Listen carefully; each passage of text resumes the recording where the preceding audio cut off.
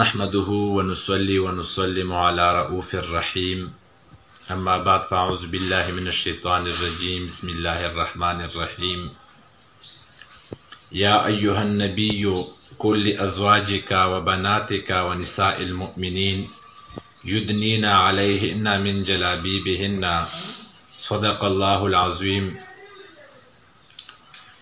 الله جل جلاله په دې آیات کریمه کې د پردې ذکر کړی دی.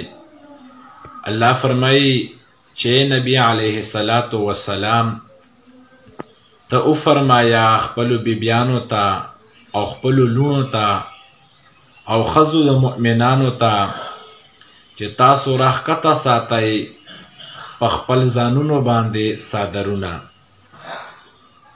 چې تاسو خپل څادرونه په ځانونو باندې راښکته ساتو د پردې د وجې نه. امام سیوطي رحمت الله علیه د دې آیات کې چې د دې آیات نه دا خبره ثابته شوه چې په هر یو زنانه باندې مخ پټول او سر پټول دا واجب دي.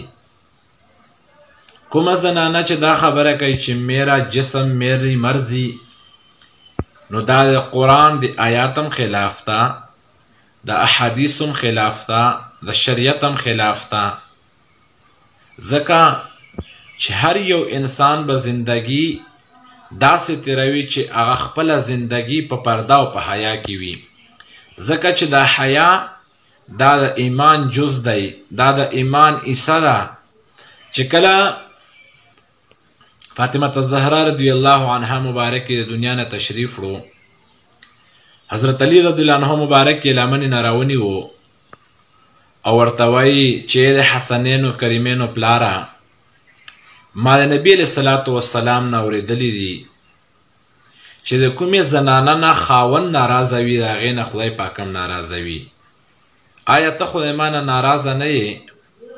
حضرت علی رضی الله عنه مبارک ورته فرمایي چې داسې زندګي هم څوک چا سره تېره کړي لکه څنګه تا د ما سره تېره کړې ده، بلکل زه د تا نه نه یم ناراضه، زه تا نه راضي. څه ارمان دي په زړه باندې راته ووایه. فاطمه الزهرا رضی الله عنها مبارک ورته فرمایي چې اوشته مې وغه ارمان دا دی چې د ما کپړه د ما لباس یا نبی علیه الصلاة والسلام لیدلی دی او د ما کپړه یا لباس صرف و صرف تا لیدلی دی. دغو دوو نه سوا د ما کپړه د ما لباس چا نه لیدلی. زه د دنیا نه درومه ما وفات کېږم. ای حضرت علی کرم الله وجهه مبارک یو غاټ څادر د ما په کفن باندې واچوه چې د بل چا سترګې د ما په کفن باندې ونه لګېږي. او ورته یې وفرمایل چې د ما جنازه په تیاره کې یوسه، د شپې یوسه، چې د ما په کفن باندې د بل چا سترګې ونه لګېږي. نو داسې بیبیانې وې، داسې زنانه وې چې هغو د پردې دومره خیال ساتلو. نن سبا چې دا کومې خبرې روانې دي میرا جسم میری مرضی، دا د قرآن او د حدیث او د شریعت خلاف دي.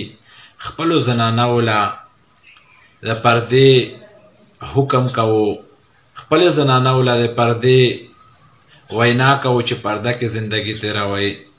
ځکه چې په دې کې زنانه دپاره یو ډېر لوی خیر پروت دی د دنیا او د آخرت. واخر دعوانا الحمد لله رب العالمین.